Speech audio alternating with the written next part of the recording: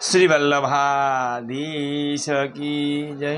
श्री माधवराय जी स्थापित आचार्य गृह जूनागढ़ मोटी हवेली उज्जवल आचार्य परंपरा श्री माधवराय जी महाराज ना वंशज गोस्वामी श्री केशवचंद्र जी महाराज द्वारा पृष्टि भक्ति सम्मेलन आ समग्र सृष्टि प्रभुनी क्रीड़ा रमत ज छे। एक ब्रह्म अनेक रूप एक ब्रह्म ज अनेक रूपों धारण करी विचरी रह्यो छे। विविधता विना रमत संभव नहीं। તેથી જળ જીવ વિવિધતા તથા અનેકતા સૃષ્ટિ પ્રભુ પ્રગટ કરે છે। પોતાની સ્વરૂપ સેવા માટે ભગવાન પૃષ્ટિ જીવોનું સર્જન કરે છે। પૃષ્ટિ જીવો માટે પ્રભુએ સ્થાપેલો બીજ ભાવ પ્રેમ આસક્તિ વ્યસનના રૂપમાં પ્રવર્ધ થાય છે। તે માટે યથાધિકાર નવ ધામ ભક્તિનું અવર્તન કરવાનો ઉપયોગ શ્રી આચાર્ય શરણે આપ્યો છે।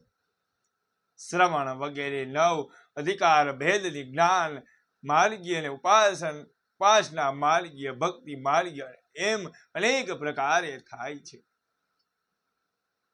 તેમાં પણ ધન કમાવા માટે જો શ્રવણ કીર્તન આદિ કરવામાં આવે તો સોસારથી જેમ ગંગા જલનો દુરુપયોગ કરે છે, તેવું જ તે ધન કમાવા વગેરે સ્વાર્થ માટે કીર્તન શ્રવણ કીર્તન આદિ કાર્ય પણ ન કરવા। પુષ્ટિ ભક્તિ શ્રવણ અને કીર્તન તો ભગવાનમાં જ સ્નેહ ઉત્પન્ન થયા પછી સહજ વૃત્તિથી સ્વતંત્ર પુરુષાર્થ તરીકે કરવામાં આવે છે। આધુનિક ભક્તોમાં એવો વ્યસન પર્યંત અભિવૃદ્ધિ થયેલો નથી, તો પણ પુષ્ટિ ભક્તિ માર્ગોપદેશતા આપણા આમાં આવતા શ્રવણ કીર્તન વગેરે પણ પુષ્ટિ ભક્તિ રૂપ છે। ભક્તિ હંસ આ રીતે શ્રી મહાપ્રભુજીના ઉપદેશ અનુસરી પરંપરાથી નવે પ્રકારની ભક્તિને પુષ્ટિ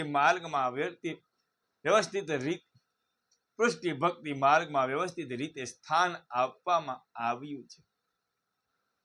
તેમાં પણ કીર્તન ભક્તિનું આગવું મહત્વ પુષ્ટિ માર્ગમાં પરંપરાથી જ રહ્યું છે।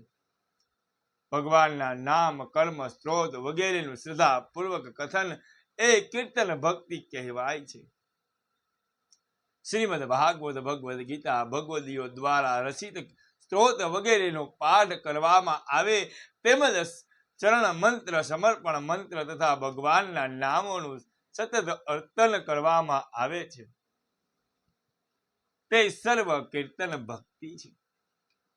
પરંતુ કીર્તન ભક્તિને જ્યારે સ્વર તાલ તથા વિવિધ પ્રકારના વાદો સાથે ગાયનના રૂપમાં કરવામાં આવે ત્યારે તો એનો આનંદ જ કંઈક વિલક્ષણ હોય છે।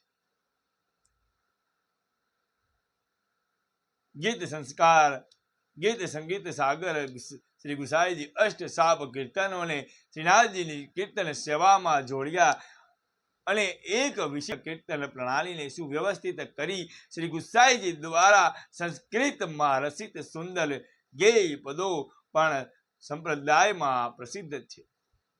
આપણે આ કીર્તન પરંપરામાં અનેક પણ ઘણા ઉત્તમ ભક્ત કવિઓ થયા છે। શ્રી હરિરાયજી શ્રી દ્વારકેશજી જેવા આચાર્ય તથા સન્માન કરવામાં આવે તે હેતુ જૂનાગઢમાં એક અખિલ ભારતીય કીર્તન સંમેલનનું આયોજન કરવામાં આવ્યું છે। તારીખ 13/4/1989 થી તારીખ 16/4/1989 સુધી 4 દિવસ કીર્તન સંમેલન મોટી હવેલીના ચોકમાં રાખવામાં આવ્યું હતું। તેમાં વ્રજ કાશી રાજસ્થાન નાથ દ્વારા તથા સૌરાષ્ટ્ર આદિ સર્વ પદ્ધતિના કીર્તનકારોને આમંત્રણ કર્યા હતા। વિઠ્ઠલદાસભાઈ બાપોદરાના નેતૃત્વમાં આ સંમેલનનું આયોજન થયું હતું। શ્રી લવકુશ મથુરા હરિબાપુ વ્રજ કી કોયલ પ્રસાદ ગાંધર્વ મુનશીજી પ્રાચીન કીર્તનકાર પન્નાલાલજી શ્રીનાથજીના કીર્તનિયા શ્યામલાલજી પખવાજજી નાથ દ્વારા દામોદરભાઈ બાપોદરા, વ્રજ કિશોરભાઈ, વ્રજ કિશોરજી, શ્યામલાલજી જતીપુરા, કીર્તન નંદલાલભાઈ કીર્તનિયા, હાર્દિકાબેન આદિ કીર્તનકારોએ તન્મય થઈ પોતાના સુમધુર કંઠથી કીર્તન ગાન કર્યા હતા. શ્રી મહારાજશ્રીએ એ પ્રત્યે કીર્તનકારોનું સન્માન કર્યું હતું. તેમજ સૌરાષ્ટ્રના ગામડાના પ્રાચીન કીર્તનકારોને પણ સત્કાર મહાપ્રસાદ વગેરેથી કરેલો છે. શ્રી રસિકરાયજી મહારાજ પોરબંદર તથા શ્રી પંકજ બાવા બિલખાવાળા પણ આ પ્રસંગે પધાર્યા હતા. સ્થાનિક તથા બહાર ગામના અનેક વૈષ્ણવોએ આવા પ્રથમ વાર જ યોજાયેલા કાર્યક્રમનો અલૌકિક આનંદ લીધો હતો. આ સંમેલનમાં ઉપસ્થિત રહેલા કીર્તનકારો હજુ પણ આ કીર્તન સંમેલનનું સ્મરણ કરી ધન્યતા અનુભવે છે. અહીંયા ગોસ્વામી શ્રી કૃષ્ણચંદ્રજી મહારાજ દ્વારા પૃષ્ટિ ભક્તિ કીર્તન સંમેલનનો આ પ્રસંગ અહીંયા પૂર્ણ કરીએ છીએ. કાલે ગોસ્વામી કૃષ્ણચંદ્રજી મહારાજ દ્વારા વ્રજ યાત્રા આ પ્રસંગ આપણે કાલે જોશું. ઉજ્જવલ આચાર્ય પરંપરાના પ્રસંગો જાણવા માટે અમારી ચેનલ ગિરીશ પાગડાને લાઈક, શેર અને સબસ્ક્રાઇબ કરજો, જેથી કરીને આપણે રોજના માટે ઉજ્જવલ આચાર્ય પરંપરાના પ્રસંગો મળતા રહે.